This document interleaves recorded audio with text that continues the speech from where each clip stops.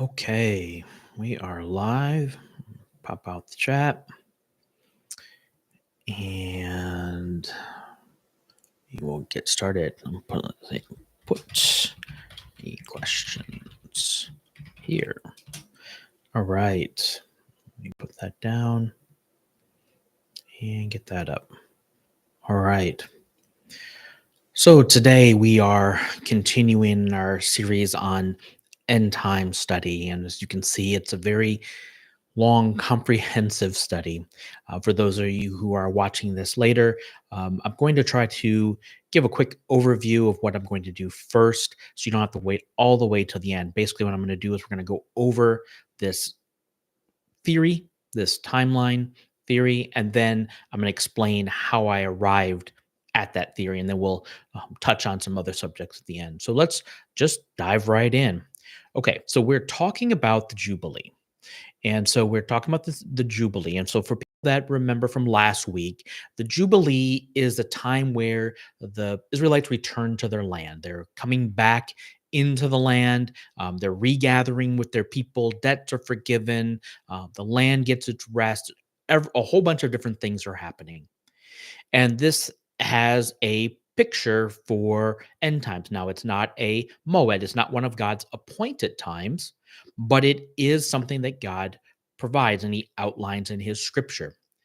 And so if we were to take last week, we talked about how the Jubilee kind of pictures and mirrors the millennium, that this time of peace where everybody returns to their land and Israel's bringing back to the land.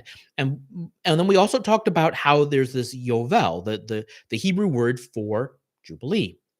The Yovel is also sound during Exodus 19, when the people were to approach God and go up the mountain when the Yovel sounded. And I talked about how that really is more a picture of the rapture, resurrection, going up the mountain to be able to be with God. So many people want to say that the Jubilee is a picture of the resurrection rapture time period. And I would suggest that that's not the case. My suggestion would be that the Jubilee is more a picture of the millennium, and it has to do with returning to the land. We'll talk about that a little bit more. But what that would mean is, let's say, for example, that the Jubilee was going to be in fall of 2036. This Jubilee, let's see what, okay. This Jubilee, if it was in the fall of 2036, and we were to work backward from there, you would have this 1,335 days, and it would bring you back to the abomination of desolation. And you would have some other things that would happen in there. There would be the second Pentecost. There would be this resurrection rapture, which would be in the fall 2035. Great tribulation would be this time period. Now, if the 1,335 days was to Pentecost, it would change the length of certain things here, and we'll talk about that towards the end. But the really interesting thing I thought is just show you is this abomination of desolation, which would be on Ep.1 2033. Now, the interesting thing about Ep.1 2033, it'd be January 1st on the Gregorian calendar, but it also occurs during the month of Ramadan. And if people have some ideas of what's going to happen with the abomination and the person of the man of sin sitting in the temple declaring themselves to be God, that has some interesting implications. Again, that just happened to come about when I was but studying. But if it was on this other time, if it was Pentecost, that the 2035 days would be, the abomination of desolation would be on Tishri 1, which is also very interesting because that would actually be on Yom Teruah, the Feast of Trumpets. And so these start to get into some really interesting time designations. So that's kind of the overall theory of how that would work. You set the Jubilee date of what you think the Jubilee is or when you think it's going to be, and then you can then kind of count backwards to see when things would start, and how they would begin. And we'll go through this a little bit more. Now, let me talk about how I arrived at this date for the Jubilee. This is my date for the Jubilee, and that's I'm gonna show you how I arrived. And there's definitely some problems. I'm gonna tell you right up front. All the Jubilee dates have problems. I don't think anybody really knows the real Jubilee date except for Lord God Almighty. Maybe the angels in heaven know the Jubilee date. That'd be interesting. Maybe they kept track. Let's take a look here. So the first thing is, what is the Jubilee? So we need to understand, and I kind of talked that a little bit, but there is a release of captives, there's a return to the land, and there's a forgiveness of debts. It occurs every 49 years. Now, and the Israelites were told to start this Jubilee when they entered the land. They were supposed to start counting the Jubilee when they entered the land. Now, the real interesting question is was this just something for the promised land when the Israelites entered the land, or did this start at creation?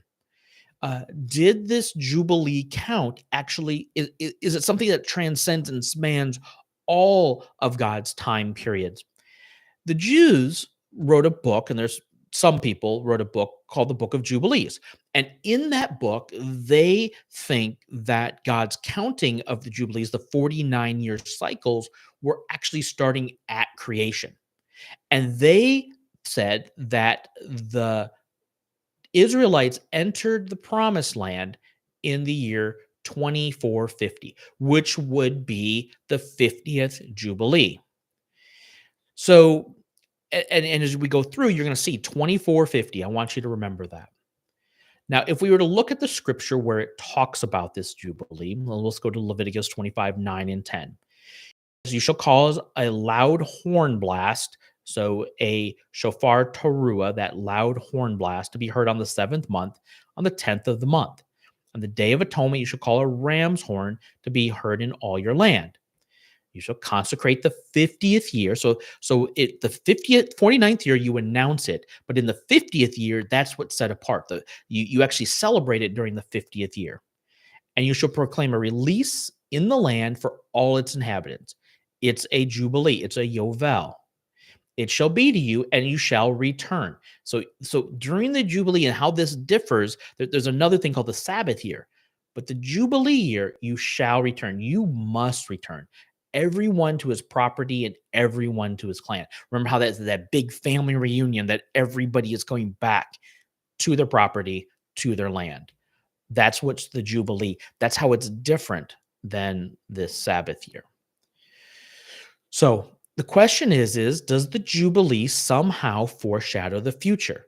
Does it paint a picture of something that's going to happen in the future? Now, we talked about the Millennium in a previous series, and I referenced that series multiple times.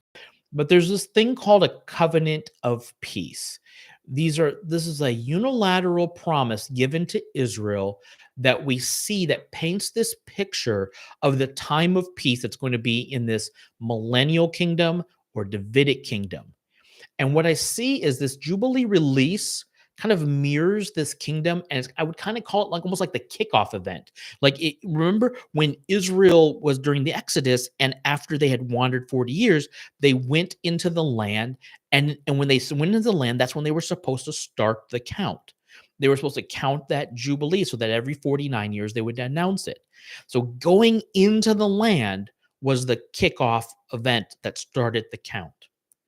And so if we have that picture that they're supposed to start the count when they go into the land, if we're going to have this millennium, if we're going to have this Davidic kingdom, this kingdom of peace, that kind of mirrors this Jubilee count, the start of the count kind of mirrors that.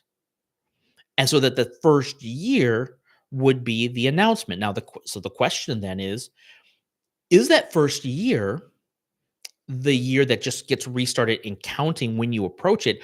Or is that year from creation? Is it a repeated cycle that God keeps track on a calendar that he wants it to hit at a certain time? He wants it to hit on that certain year. Or is it just a renewing count that will start when the people get into the land? And that's why it's a theory. That's why if it's from the beginning, if it's from creation, then you have to think that it's going to hit on a specific time. And that's why that theory is there. So let's take a quick look at this covenant of peace. We're going to look at a couple scriptures real quick in relation to this covenant of peace. We're going to look at these scriptures here. All right. So Isaiah 54, 9 through 13. For this is like the waters of Noah. And I swore that the waters of Noah would never pass again over the earth, right? He's not going to destroy the earth again with a flood. So I swore to you that I would not be angry with you and rebuke you. For the mountains may depart and the hills may sway, but my faithfulness shall not depart from you. This was a unilateral promise of God. He didn't require anything of the people to say he's going to keep this promise. And my covenant of peace shall not sway. This covenant of not destroying the earth with a flood will not sway. This covenant of peace, says Jehovah, who has compassion on you.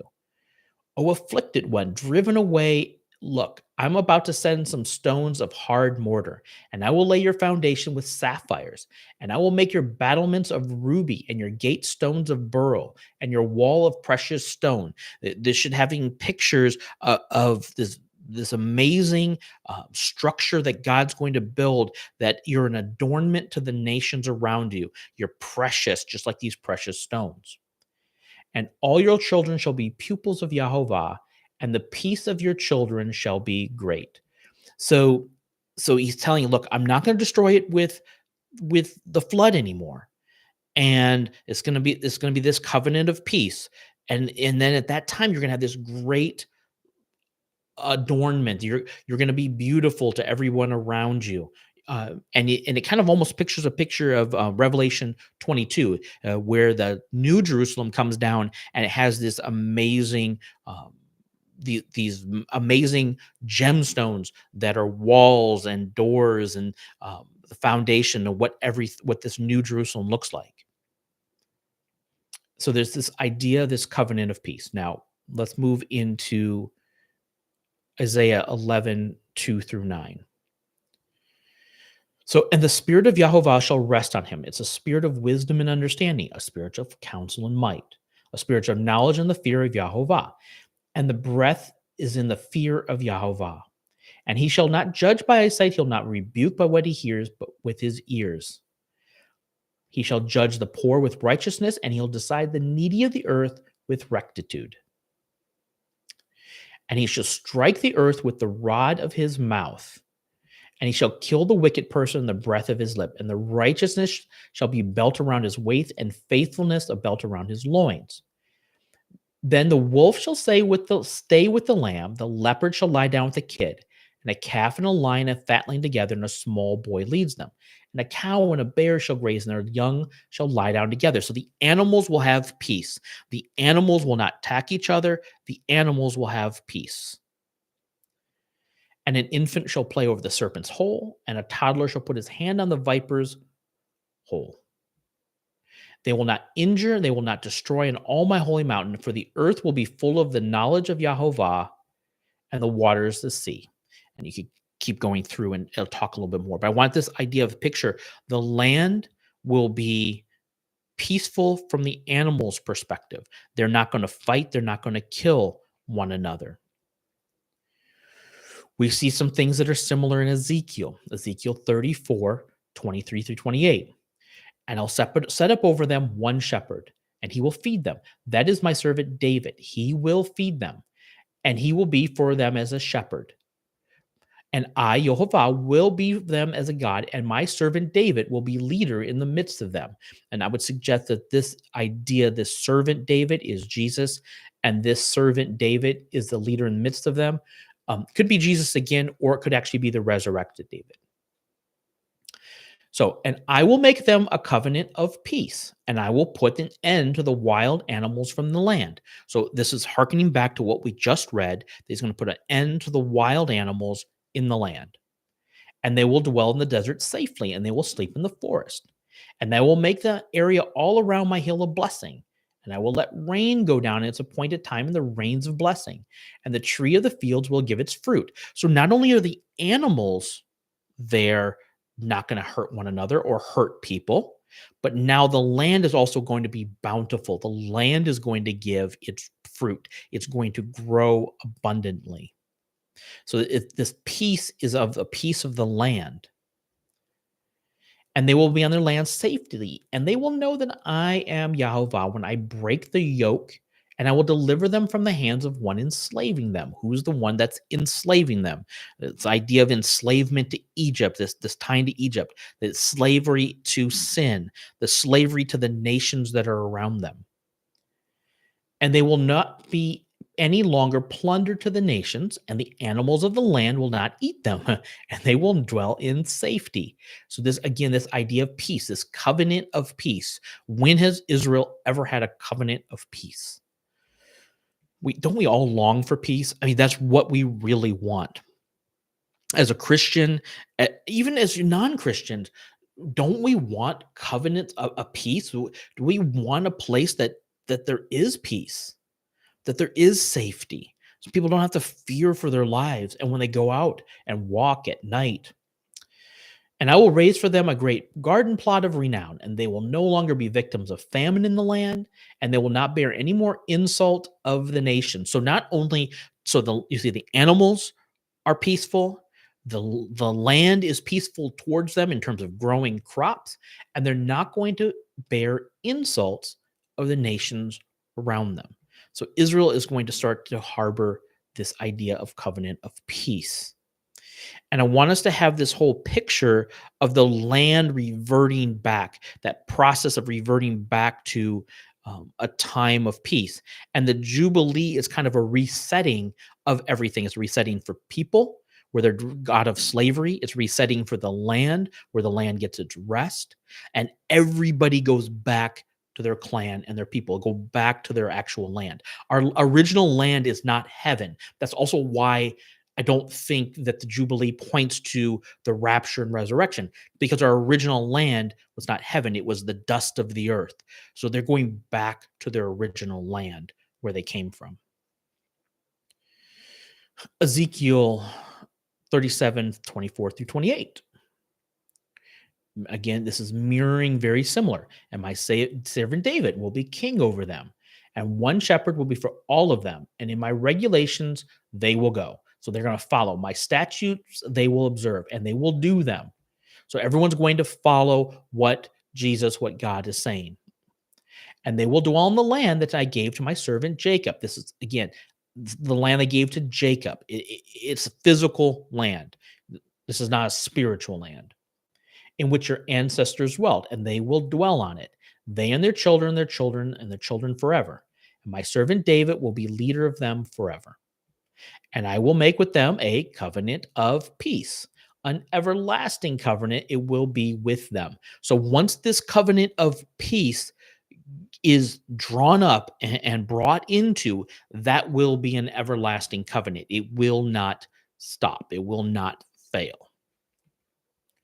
And I will establish with them, and I will cause them to increase, and I will put my sanctuary in the midst of them forever. So I will cause them to increase. So this idea of increase, this means that they're going to have children. Now, you could say this is land, but I think this is specifically talking to children, and you'll see why. So we know that in the eternal state, that they will not be given in marriage anymore. They will be married to God. So is this eternal state, are they going to have some type of children but not be married to other people? Doesn't quite fit. That's why, again, this really points to this millennial kingdom. And I will put my sanctuary in their midst of them forever. So once this sanctuary goes down in the midst, this will be forever. Once they make this covenant of peace, the sanctuary will go down. And my tabernacle will be with them. This tabernacle, this dwelling with God, right? The Feast of Tabernacles, the Feast of Booths, this idea that God is going to dwell with his people. And I will be with them as God, and they will be to me as a nation. And the nations will know that I Yahovah am consecrating Israel when my sanctuary is in their midst forever. So there's going to be surrounding nations, and they're going to know about Jehovah. Now, this is tied together in Isaiah 2, 1 through 4. This idea of this covenant of peace, this millennial kingdom, this time when this everlasting covenant is brought into bear. And it shall happen in the future of the days, the mountain of the house of Yahovah shall be established. It will be among the highest of the mountains, and it shall be raised from the hills. All the nations shall travel to him. So again, this picture of all the nations traveling to him. Many people shall come, and they shall say, Come, let us go up to the mountain of Yahovah, to the house of the God of Jacob in the land, and he may teach us part of his ways, and let us walk in his path. These are other nations that are now coming to Israel that say, teach us your ways of peace, so that we can have peace among us. For instruction shall go out from Zion, and the word of Yahovah from Jerusalem. He shall judge between nations, and he shall arbitrate for many peoples. They shall beat their swords into plowshares and their spears into pruning hooks. Don't the nations want peace?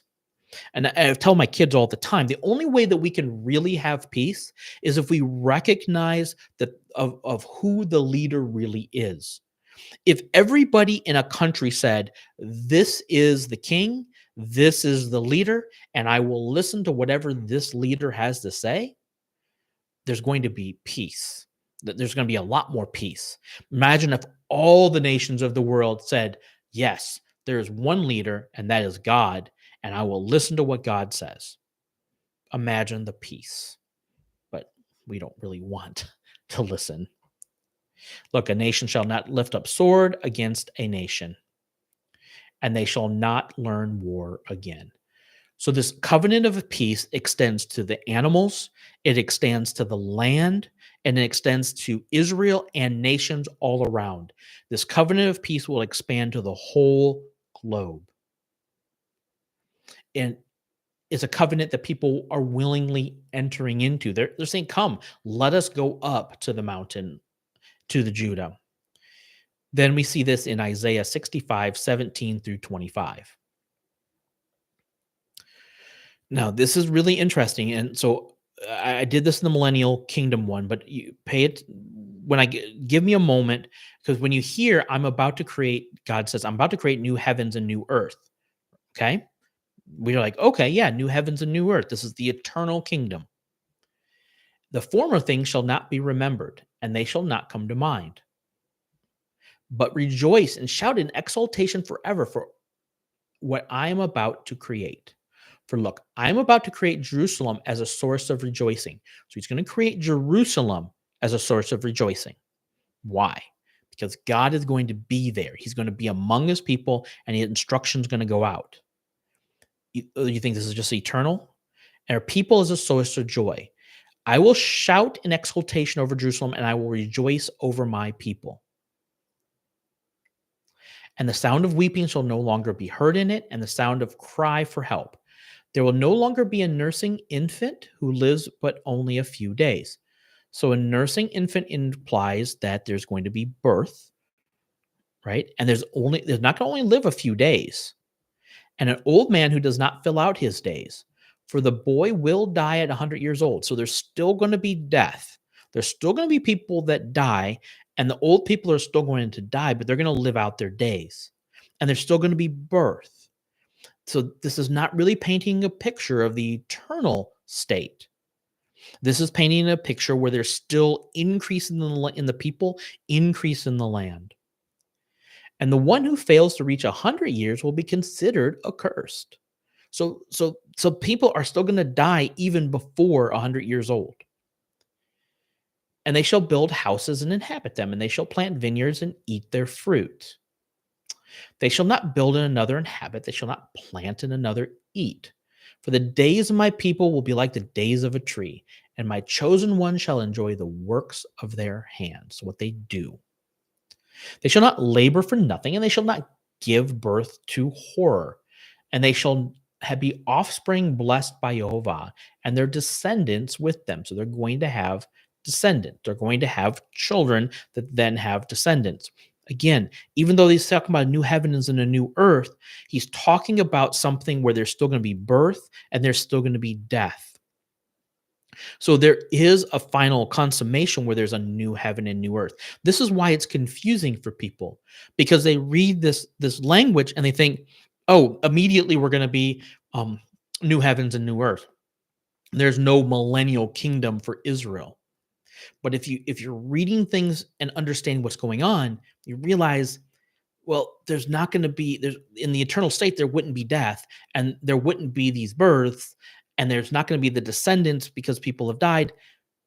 That's why there's still a millennial kingdom. This is one more evidence that there's a millennial kingdom. And this will happen before I call, I myself will answer. And while they're speaking, I will hear. Okay. They're going to have the Holy Spirit put in them, just like what's going on now.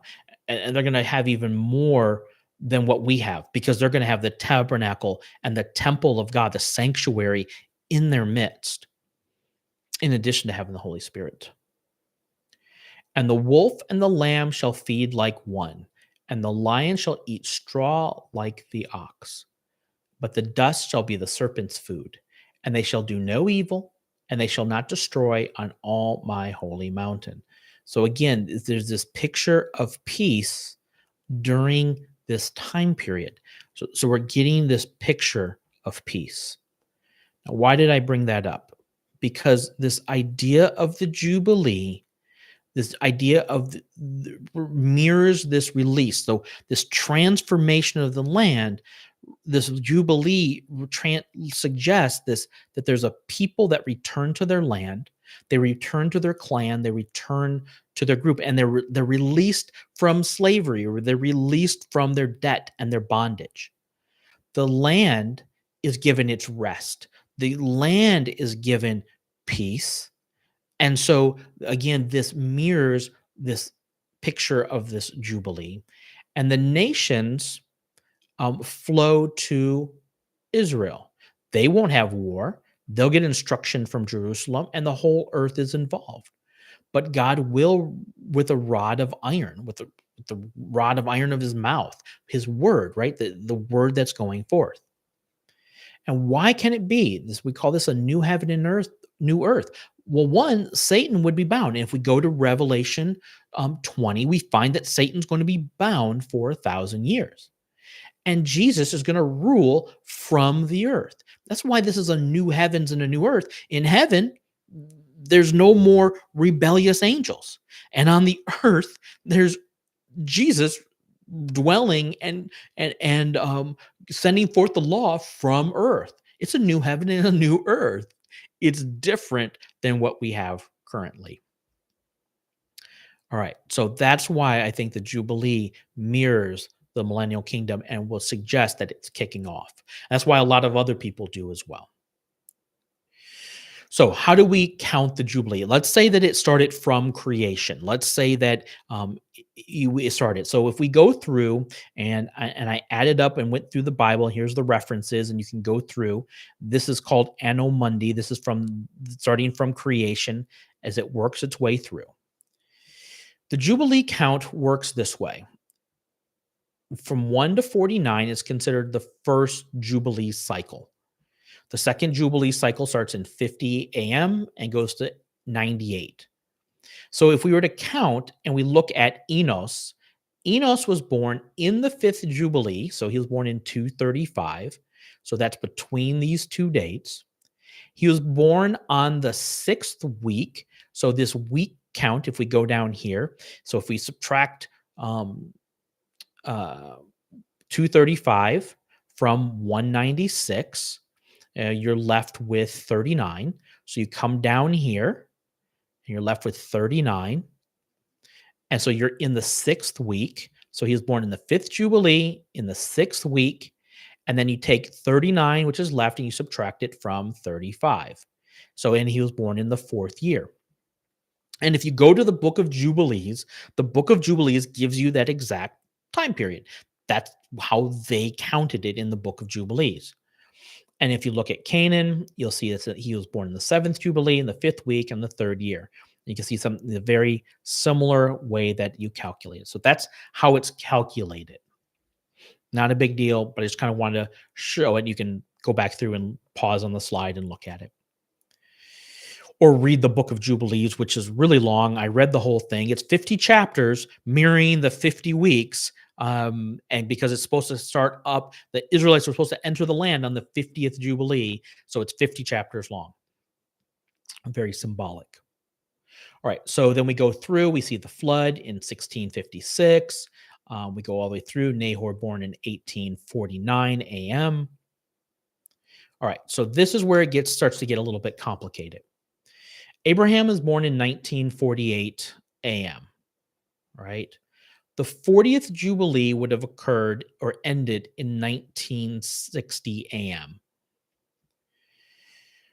Now, the question is when is the Exodus date? When is the Exodus date based on the AM calendar?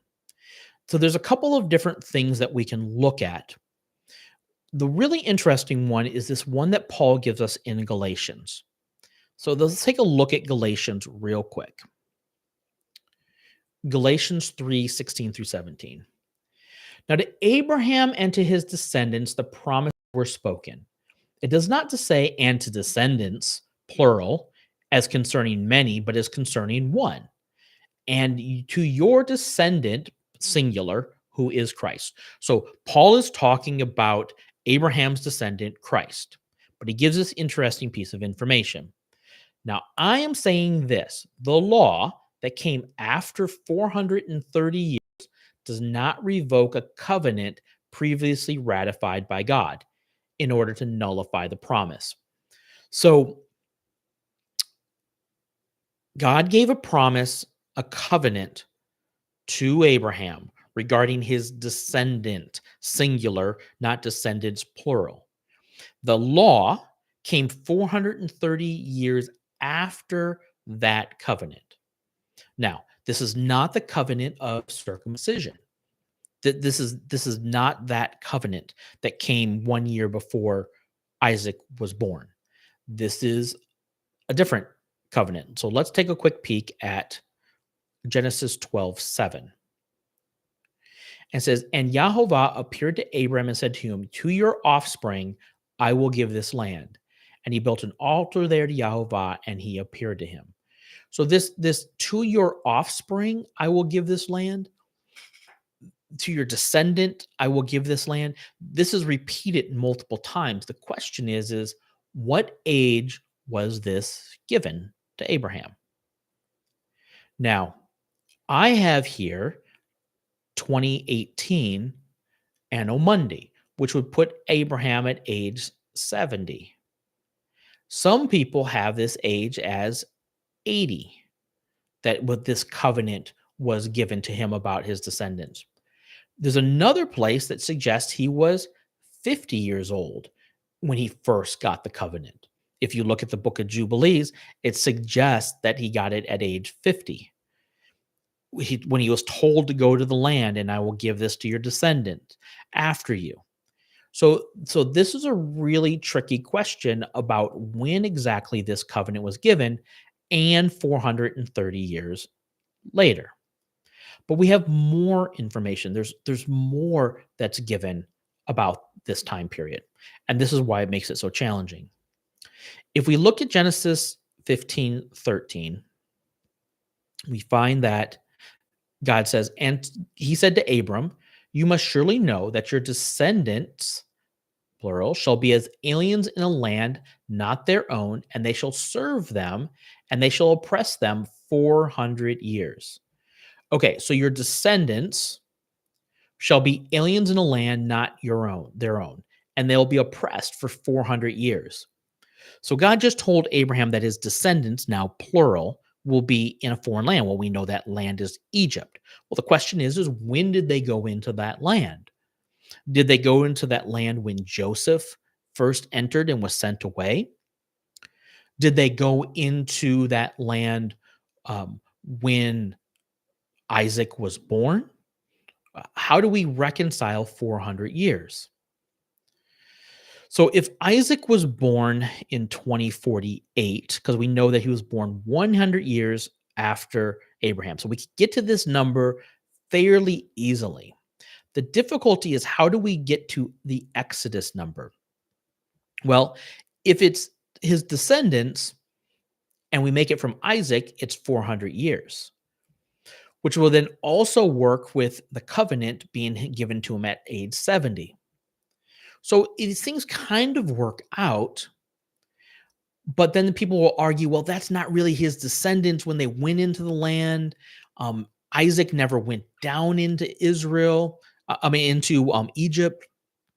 So that doesn't really quite work out. So these things start to become, again, challenging. Let me throw another curveball at you. Let's take a look at Exodus 20, 40, 41.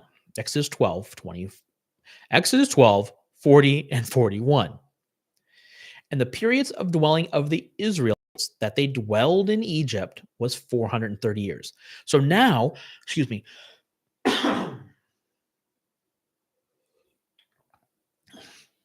now we have in the book of Exodus that they actually dwelled in Egypt for 430 years.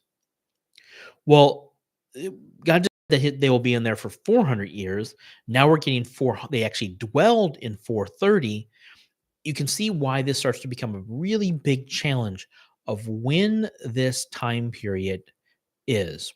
This is one of the reasons why I don't think it's going to be possible to completely know with certainty what year the Jubilee is.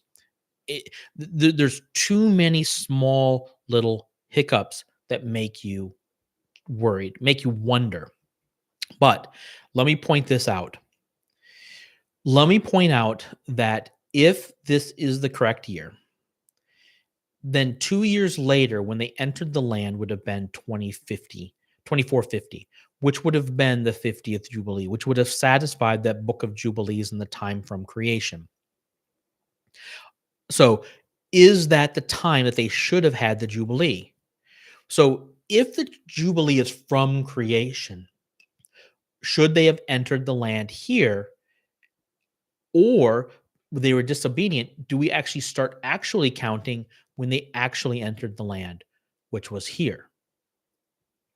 Or do we push this out and we make this time period somehow a little bit longer and make this the 51st Jubilee, which would be 2499?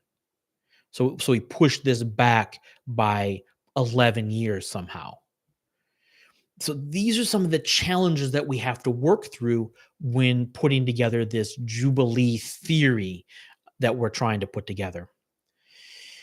Some other numbers that are important, if you look at these time periods, you find that they were at Mount Sinai for a year, and that they were set out in the second year after they left Egypt. So you find that out if you look at Numbers 10, 11, and 13, 1. And then if you look at Deuteronomy 2:4, you find that Moses died about here, and that it was in the 40th year in the 11th month that they were, when Moses died, and he gave them all the Deuteronomy, and then they crossed over in that next year, which would have put them entering the land in about 2488, if this all works out. Now, when we go through and we look at, so if we look at this and we go through, now this is, we're trying to also then tie it to our BC calendar, because we're coming from creation, but we lose something when we're going back. Now, most people, if you go through most scholarship, you can go back to and pretty well date that the first temple was built 966. And then if you take 1 Kings 6:1, that we know that 480 years prior to this was when they had the Exodus. So 480 years from the time of the Exodus, the first temple was built.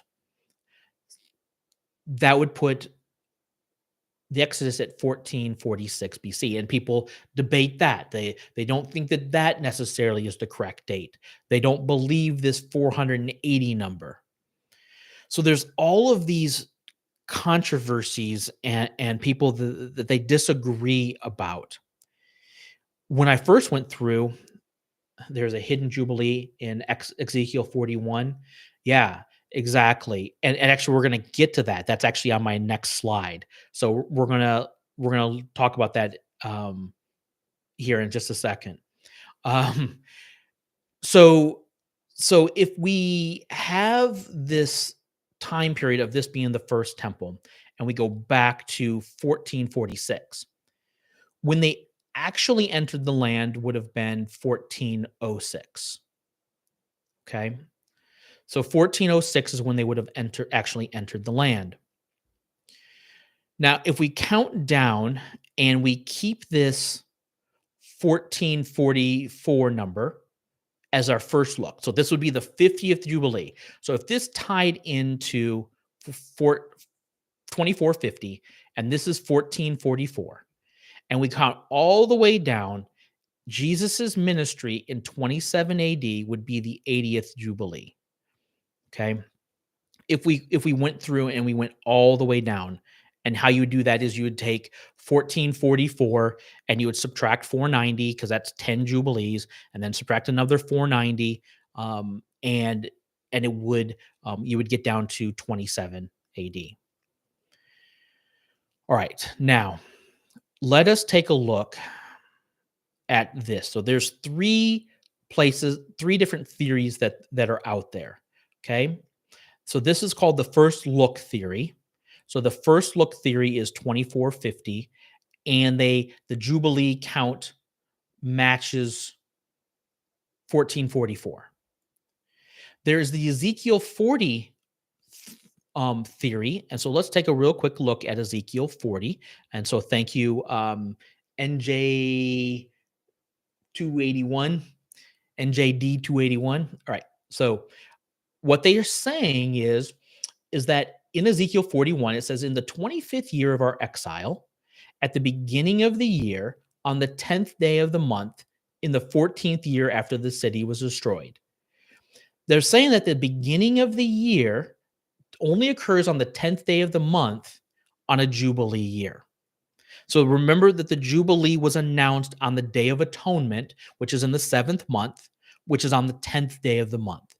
So what the theory is that on the 10th day of the month, in the beginning of the year, that's why this was a Jubilee.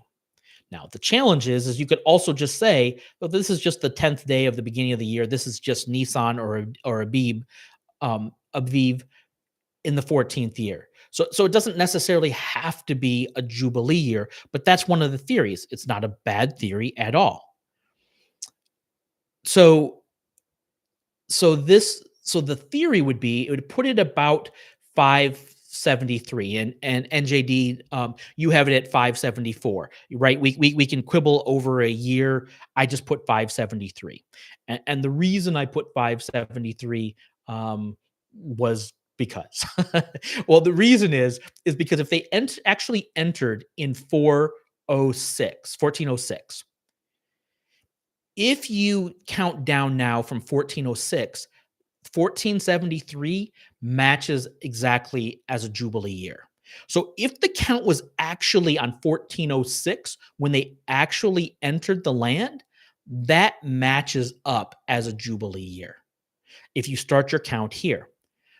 But what would happen is when you get down to 28 AD, if you get down to this area here around Jesus's ministry, it would not actually fall on a Jubilee year. So it would actually fall on a Sabbath year. And the reason is, let's say you take 573 and you subtract 490 from it. I'm just going to put my calculator. I have my calculator ready. So if you take 573 and you subtract 490, that brings you to 83 AD. Then you subtract another 83 BC. You subtract another 49 years, you're to 34 BC. You subtract another 49 years, it brings you to 16 AD, which would actually mean that the next Jubilee would be 16 AD. Then 2 Sabbath years. Remember the Sabbath cycle? That's where every 7 years people were released from their debt and the land had a Sabbath rest. It wasn't a jubilee. It wasn't where everyone went back to their land. It was just a Sabbath rest for the land and the people were released from their debts of slavery. That would put that as a Sabbath year of 30 AD. So if this was a jubilee year, it would be a Sabbath year actually on 30 AD. What that would mean, though, is if this was a Jubilee year and this is a Jubilee year, the next Jubilee would be 2025, which would be next year. That's when it would be announced. And then you would celebrate it the year after. If we took our first look as the Jubilee, 27 AD would actually be a Jubilee year. So if you were to actually take it from 1444 and go all the way down 27 AD, where Jesus says, this is a year of the Lord's favor that references Isaiah 61, would actually be 27 AD. And that means the next Jubilee would actually be 2036. Now, there's one more theory that I found out there that I feel like I need to touch on. This guy's been doing this for a long time. He has a lot of information. This on this website called Sighted Moon, and he has the PDF you can download. He's gone through very meticulously. He says that this Exodus occurred in 2458. So that was the year of the actual Exodus. And then because he says there's an extra 10 years of the covenant. Then he says that they actually entered the land in 2499. And so then they began the first temple in 2870. The difference is look at the BC dates. He maintains the 967 from where the temple is. So that's the date he maintains of the temple being built. But he only counts back 412 years since the time of the Exodus. He says, well, the Septuagint is 420 years in the Septuagint. So it's 412 years is close enough. And so he has these dates here. So when he matches up the two, it matches up differently. The Exodus becomes 41 years. He adds 10 years from the covenant. But what happens is when you get all the way down here, the Jesus, when he makes the Luke 4 pronouncement, it's in the year 28 AD, and it's not a Jubilee year. The Jubilee, he misses the Ezekiel, so the Ezekiel one does not become a Jubilee. This time period becomes a Sabbath year. So it's a not a Jubilee year. It's a Sabbath year. And it's a different Sabbath year than the Ezekiel 40 theory, which puts his next Jubilee at 2044. Now, a lot of information, a lot of numbers.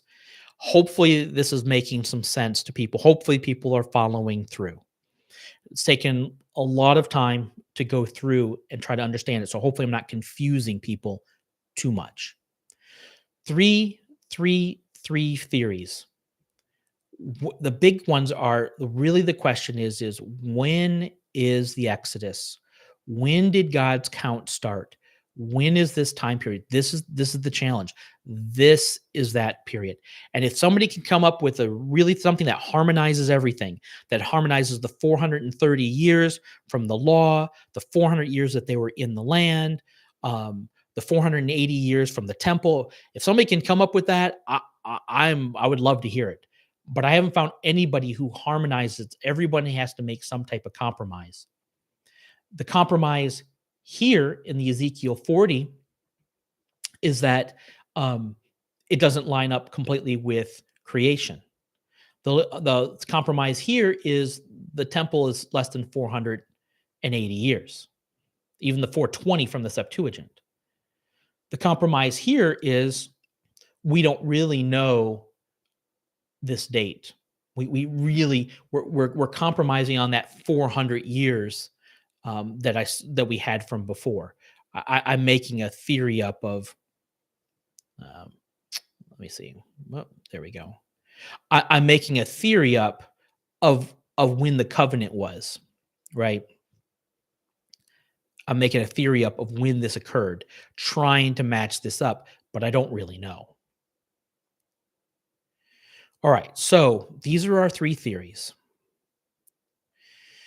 Now, I tried to do an adjusted theory. I tried to do one that combined all three. I can't do it. I tried to say that we would enter the land at 2499, and that would be 1406. Is the 2728 not a possibility based on 50-year cycle starting from 27 AD? Yeah, so that's a really good question. Some people want to say that there's a 50-year cycle for the Jubilees, but the Jubilees are consistently, if you look back, it's a 49-year cycle, and the 50th year is the Jubilee, and the first year of the new cycle is the 50th year. So let me bring this up. I have, where did I put it? Right here. Let me bring it up. Let's see. There we go. All right. This is actually from the bloodmoon .com, just because it's such a good reference. And so if you look at this count here, let's just use this count. All right. So we're at the end of our time here. So 1947, and it goes to 1995. That's 49 years. The 50th year is a Jubilee, but it also starts the count for the next cycle. If you just read through the scriptures, I know a lot of people want to make it a 50-year count, but a 50-year count just is not how God's counting the Jubilee. I've heard that multiple times, and I just can't reconcile that with how they're counting it. It makes it look nice. It makes it seem nice. It makes it easy to count. But if you go with the 7-day Sabbath, so the 7-day week, if you go with the Sabbath of years that God had for the land for rest and their forgiveness of debts, and then if you go with the Jubilee, I think that's specifically why he said 7 times 7. It's all maintaining this 7-7 count. And so to suddenly change that to a 50 count when everything else is a 7 count, I think it's doing, I don't think that's accurate. So hopefully that answers your question. Okay. So what we have here is my attempt to reconcile everything. You can try to reconcile the time that they entered the land, but you're off by a year. It actually would have been 24. Like if I push something back, the covenant time, it would still actually be 2498. So you're still off by a year. It would maintain our Ezekiel 41, so that would fit. If you bring in the Daniel 9 prophecy at 457, that's great. But then that pushes that decree of 483 years. You struggle to make that. Then basically what happens is the time that Jesus is giving and saying this, that Sabbath saying in Luke 4, winds up being 30 AD, which doesn't quite match up with this. So basically what happens is you continue to struggle to try to harmonize all three of these theories. You just can't harmonize all three of them. So what I did next is I went back to the first look theory. So this first look theory is where they should have entered the land in 1444. If they had entered the land in 1444, which would have been 2450, the problem is that gets rid of Ezekiel 40.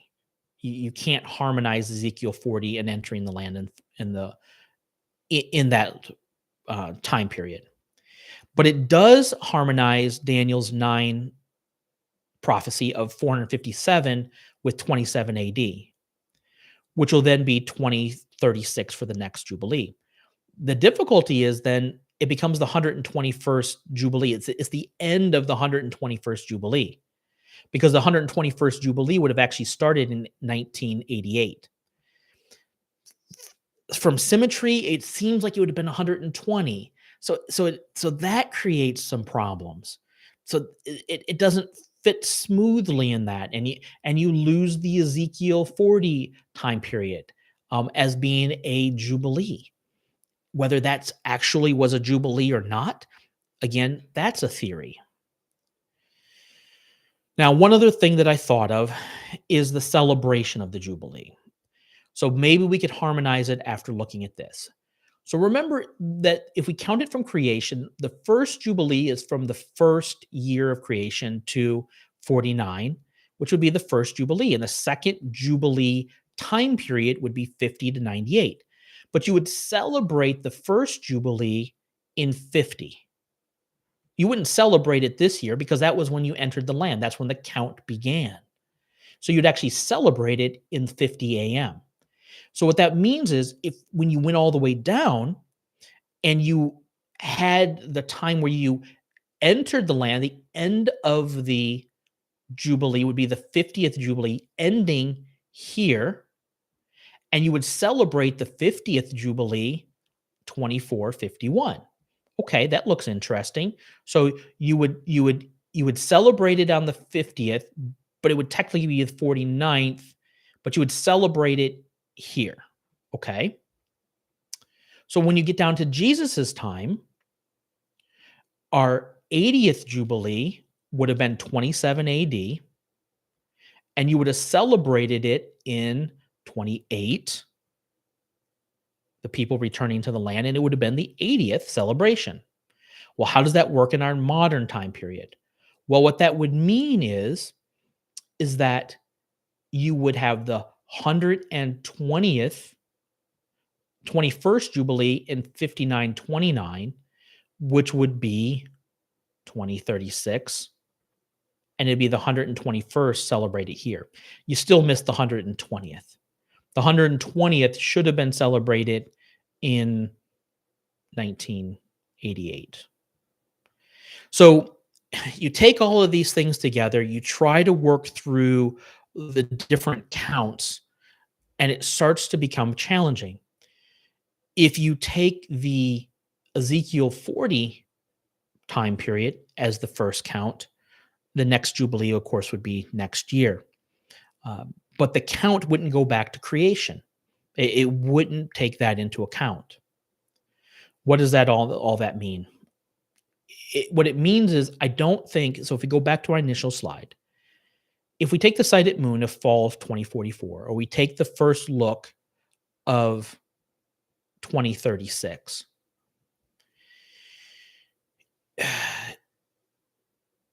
it basically means that when you go to look at, you're still looking for how does it begin? Because let's say I was a year off. Let's say it was actually 2037. Let's say we were off by a year. Let's say that this one was off by a year. You're still looking for when the Tamid is abolished, and you're still looking for the start of the covenant. It might give you some general rough ideas, but I don't think it really helps us in terms of knowing, oh, this is when it's certainly going to start. This is, we know for certain, because I don't think we do. So I think what happens is I don't think the Jubilee theory is usable to look at our start dates. We can use it as a theory, but if we skip a date and we miss that date, it's not helpful. If we skip past this date here, or we skip past these dates here, again, it could be off by a year. So what we still have to look for is we still have to look for the Tamid to be abolished. We still have to look for the abomination of desolation. Once we start to see those, then it's going to fall into place of when everything else is, but it doesn't really tell us when the end date's going to be. I think putting the theories out there are interesting so that we can kind of keep a watchful eye.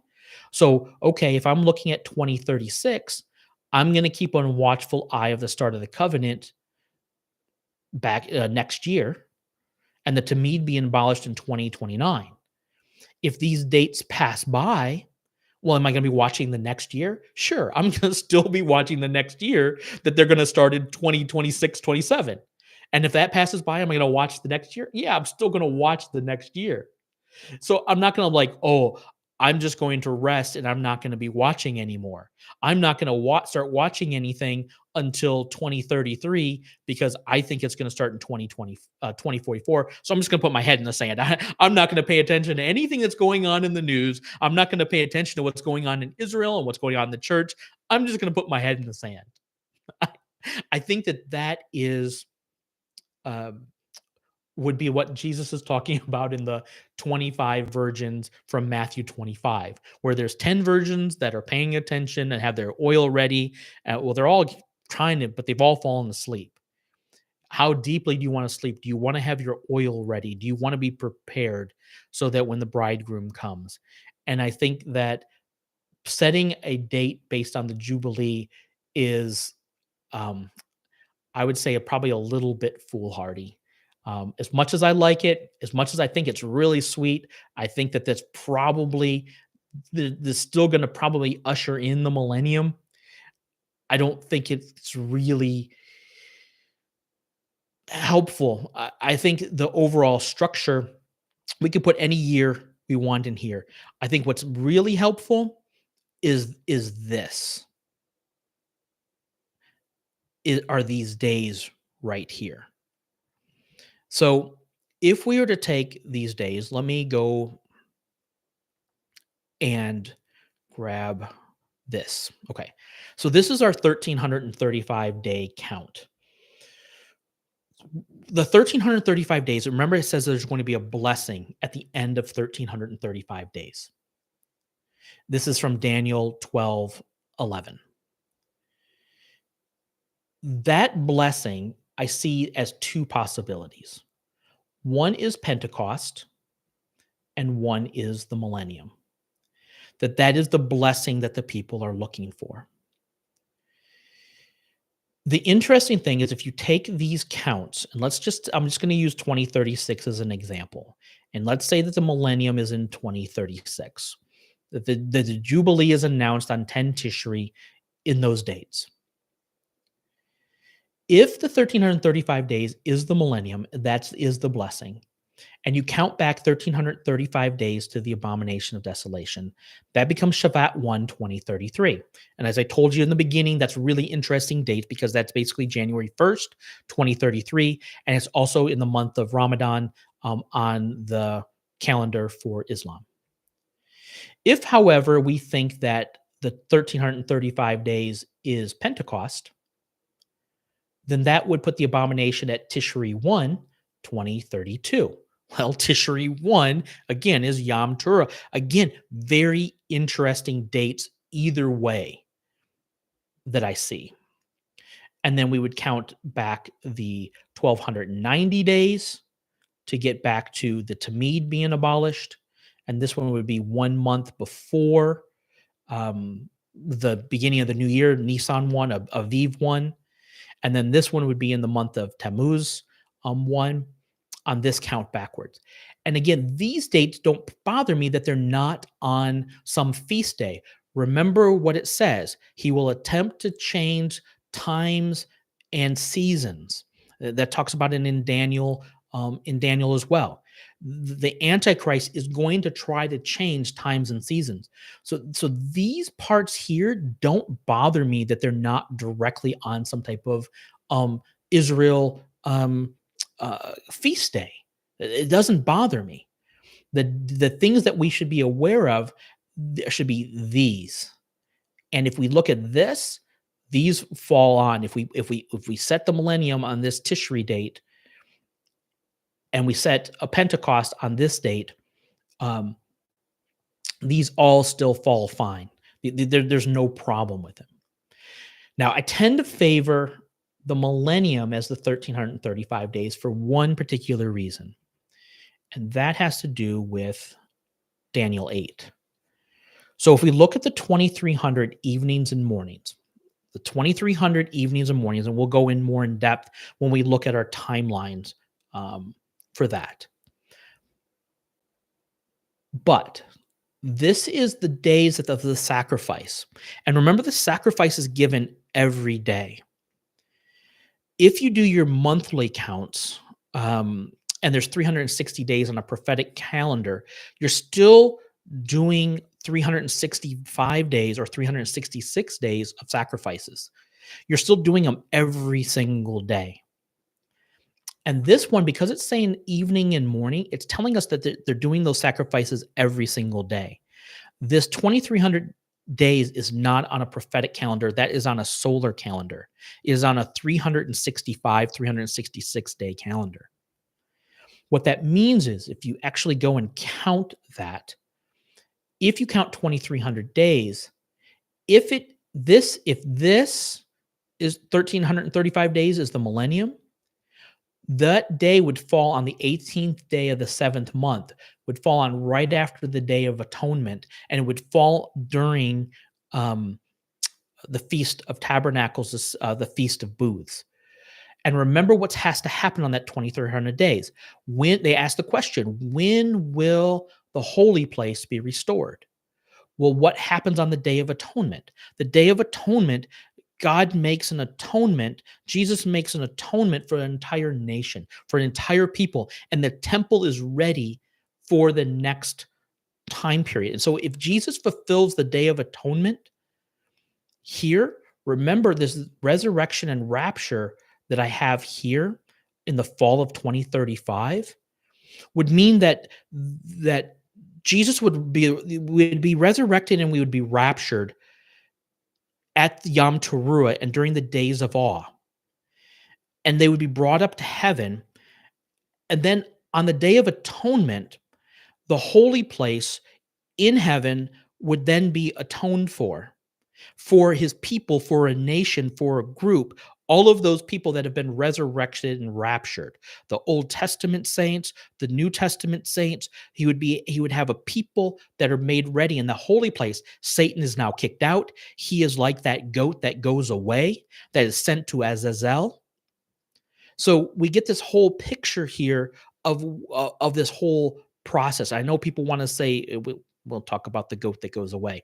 We're going to be doing the Day of Atonement the next 2 weeks, and we're going to talk specifically about the goat that goes away, or the goat for Azazel. But that's why I like this date here. This date, if we had the 2300 days, it would occur in the spring of 2035. It would occur third month. It occurs right after Pentecost. How would the holy place how does the holy place get restored right after Pentecost? Well, if we go back into our Exodus story, our Exodus 19 story, and we talked about that Yom Teruah, we talked about that marriage time period. Remember that God married the nation of Israel on Pentecost, that whole process of God coming down on the mountain and him consecrating them, and they're washing their clothes. And on the third day, God came down. So this one would be a picture of Israel, of making atonement for Israel. The only problem is that should be actually occurring in the spring of 2036. So this would actually be occurring 1 year prior. It would occur right before Jesus returns in this fall time period. So I don't like this as much. If it had fallen here, if it had fallen right with the 1335 days, then I don't think I would have had as much of an issue.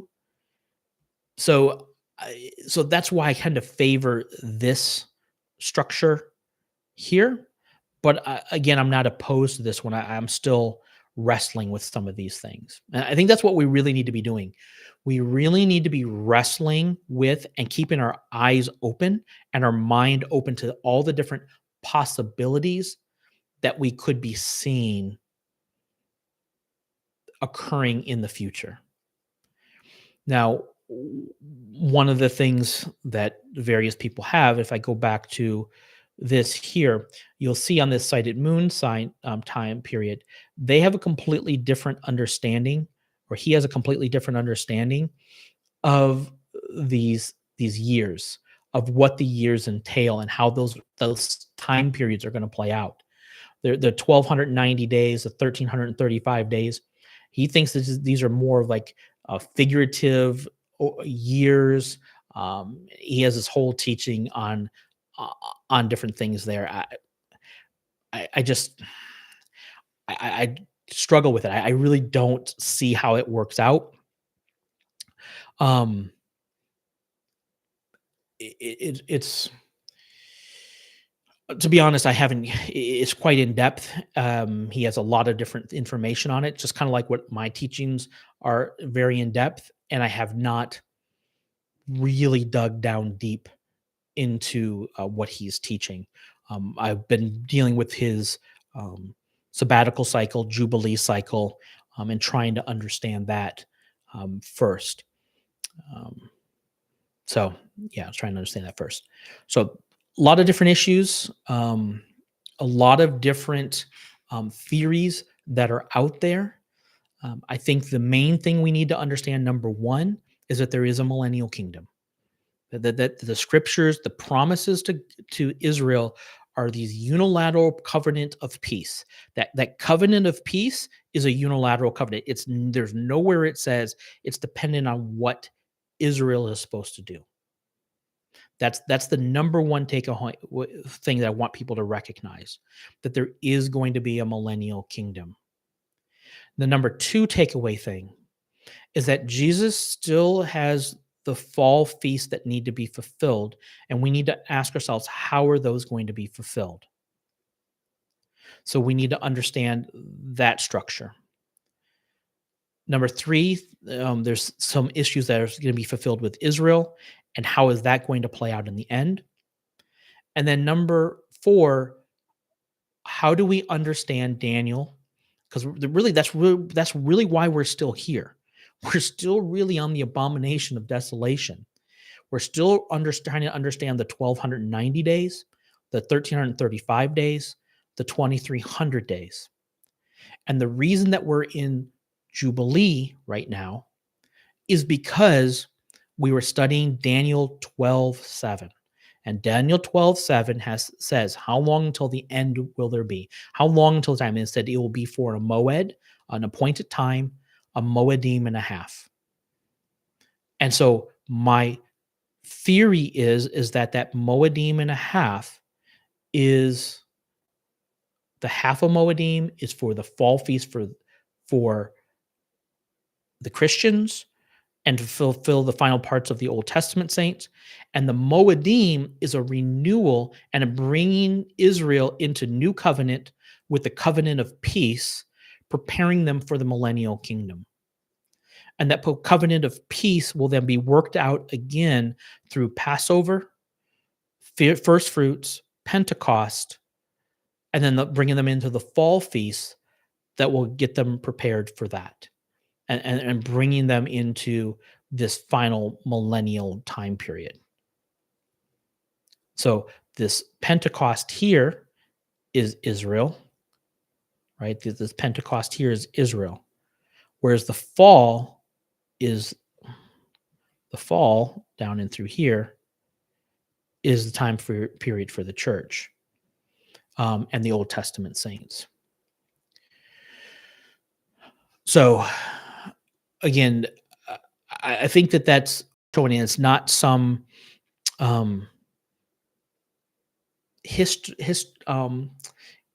of long period history based. If you look at how God fulfilled things during the Exodus, if you look at how he fulfilled things for Daniel in Daniel 9's prophecy, if you look at how he fulfilled things in terms of his time period, I think we have to understand that. Let's see. The Lion of Judah, praise Jesus, the Lion of Judah and the greatest of the Bethlehem lambs. The Talmud describes the favorite lambs of the temple priests came from Bethlehem. Interesting. So, um, are there any other thoughts, questions that people have out there? We can talk about other things. Doesn't have to just be this idea of Jubilee or the Millennium or things like that. Could just be open to anything that we're going to be talking about. But the next couple of weeks, I am going to go into the Day of Atonement. Oh, and if and I'm going to go into that in more depth. And then I have a friend of mine. We've been working through the marriage supper of the Lamb. The marriage supper of the Lamb. We've been working through the Jewish Hebrew wedding ceremony and Exodus 19 as a template for this marriage that God is going to do with his people. And it's fascinating. There's so much scripture laid out, and I'm really excited. Well, he's going to come on stream with me, and I don't know if that's going to be if we're going to be able to do it during around the holidays or if it'll have to be put into January. I'm not sure still yet, but that is coming forward. But Day of Atonement, that'll be a 2-week study, maybe 3. We'll see how many slides I get. Today I was really happy that it was only an hour and 15 minutes. I didn't think I needed to go very long for this one because it is a theory, but it's a theory that many people have. But again, I don't think the Jubilee theory really, really helps us, other than just knowing that probably is what kicks off the millennium. So grab some water, throw some questions or comments up there. A shout out to you, Russ White, if you're still there. NJD281 and King Z, as always, thank you all for showing up. Thank you for your conversation.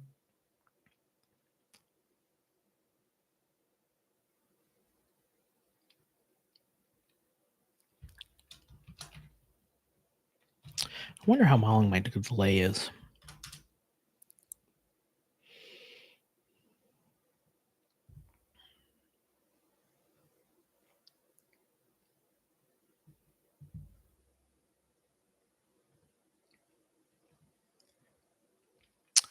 All right. Well, I'm going to say it doesn't look like there's any questions. All right. Well, I had a great time once again. Thank you, everyone who showed up. If there's no questions, I must have explained it really well, right? Guess I don't know. I do spend quite a bit of time trying to really understand and lay it out so that it's understandable, and hopefully, all the numbers didn't get confusing for people. All right. Well, I am going to call it a day. Hour and 15 minutes. I'm usually used to Iron Manning at 2 hours, 2.5 hours. Guess I didn't have to do that today. Oh, wait, what's next week? I'm not sure if I'll be on. Let me look at my schedule real quick. I think I'm working the night shift on Friday night. Yeah, unfortunately. And then so I might not do stream next Saturday. We'll have to see. Just because I'll be coming off a night. 23rd, 30th should be good. All of December. I don't have all my schedule for December yet either. All right. Well, again, thank you all. And, subscribe, throw questions in the comments or put things in the comments. I really appreciate you guys. If anybody wants to talk about other things, I hate to mention politics. I try to stay away from them, but they do tie into a lot of different things. Just not seeing anything that's like, yes, screaming, this is going to point to something.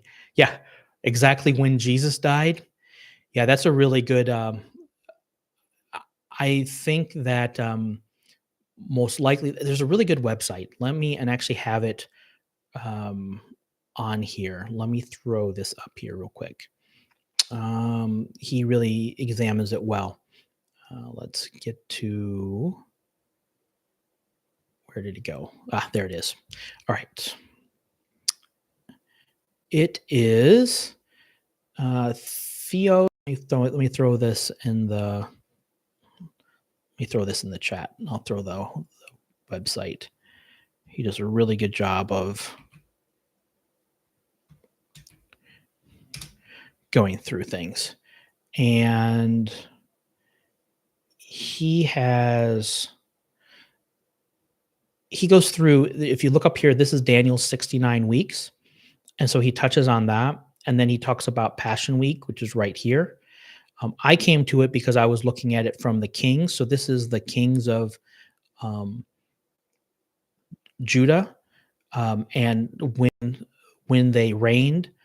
But if you look up here, and he has Daniel's 69 weeks, and he goes through and talks about when that occurred. I I agree that he probably died in 30 AD. I think that's pretty accurate. And then he also has Passion Week that's harmonized, and he goes through here, and he harmonizes it for 30 AD. So I would say that it's probably 30 AD would be very likely that's where Jesus died and that he began his ministry 26, 27, somewhere in that time period, 28. Um, Again, these little 1 years here and there, um, do they ultimately make a big difference? Whether he died in 30 or 33 or 31, maybe, probably. If one of them indicates a Jubilee year, um, but again, I don't think we can prove that. I've searched all over the place to see if we could prove something um, that might help us of when he's coming back. And I'm sure I've talked about this one before. There's that Messiah 2030 video, um, and I don't think that he has to come exactly 2,000 years after he died. If he died in 30 AD, I don't think he has to come back exactly in 2030. Um, it does say, and we talked about this in Exodus 19, and we also talked about this in Hosea. It talks about in Exodus 19, it says that God told the people to consecrate themselves and to wash their clothes and be prepared for the third day. And so, and then it also talks about that in that after 2 days he will raise us up. Um, you know, uh, I think that on the third day Jesus is going to return, and I think that 1,000 year time period is a picture of a day for a 1,000 years is a picture. So I think he will come back after 2,000 years. Now, so does that mean 2030, 2031, 2032, 33, 4, 5? Does it mean that he'll come back within the first 7 days? When does it exactly mean? That's the challenge. And I think that's why, he says no man's going to know exactly the day and the hour. I think we can know the season. I think we can get very close. Um, but exactly the year, exactly the day, I think we're going to not know exactly. But in terms of death, I think that's my personal opinion. I think he did die in 30 AD. So long answer. I tend to do that. Go off on rabbit trails. Try to stay focused. Focus. All right. Um, Good. So, anyways, that website's really helpful. I think is very thorough. He even quite a bit he talks about in the Talmud, like in Daniel 69 weeks.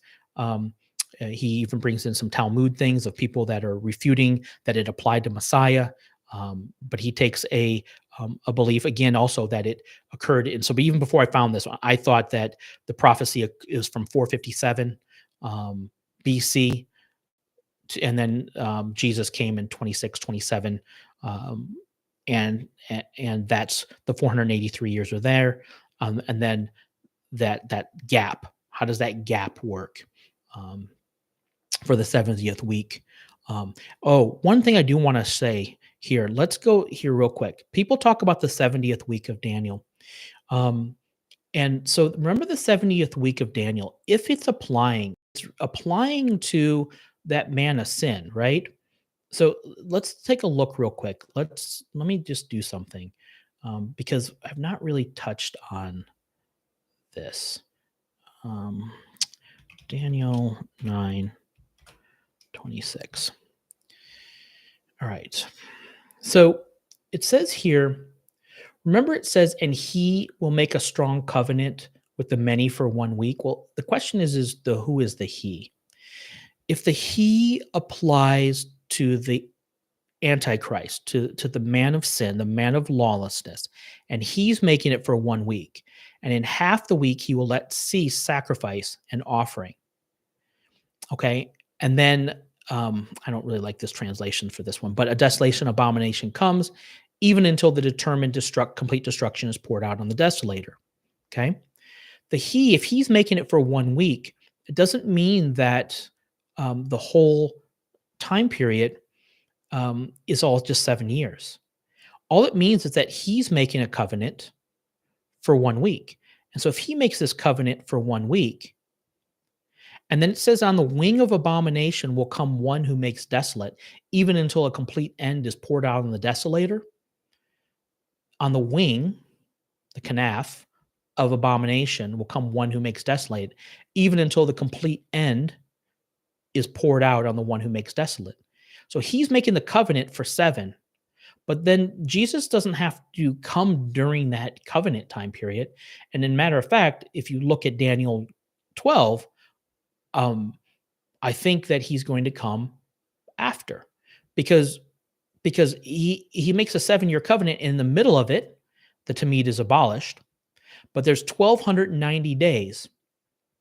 The 1,290 days is from when the Tamid is abolished until the abomination. And then from the abomination until the blessing at 1,335 days is here, which is why I think that this time period is more than just 7 years. And a lot of Christians, I think, are going to be surprised, confused by that. And it all hinges on this 1,290 days that I think people are mistranslating and misunderstanding. So the 7-year covenant that he makes does not involve that Jesus has to abide by that and come back during that time period. And I talked about this if you go back and look at all the Daniel stuff that we talked about way back when, I have scripture that talks about that. So this time period is actually closer to 10 years, 11 years. The big question is will we know when the covenant starts? That's the real challenge. That covenant can be so subtle. There's one person that I watch thinks that the covenant just started in October this year. We have other people that think the covenant started in 2017 and everything's going to end next year. There's so many different theories. I really think we won't know until, I think that's why Jesus says, when you see the abomination of desolation. We might have a suspicion if we see that Tamid being abolished, but we really won't know till here. And what is that going to entail?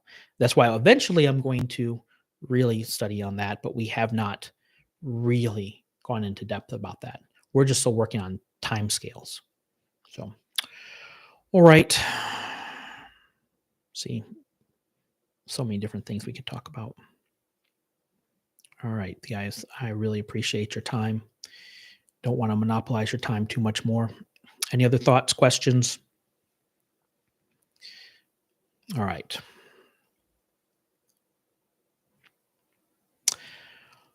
Once again, thank you. And so yeah, pay attention. I'll know how much I get done and how tired I am. So pay attention to Saturday morning if you see it pop up. But I'm probably going to say that next week will probably not be, probably won't be doing next week. So in the week after will be my son's birthday. So I'm not sure if I will be streaming on that day either. So I will try to keep everybody informed. But the next 2 times will be on the Day of Atonement, the next couple, maybe even 3. All right. Well, once again, really appreciate you guys' time, patience. God bless. Take care. And peace, peace. Shalom, shalom.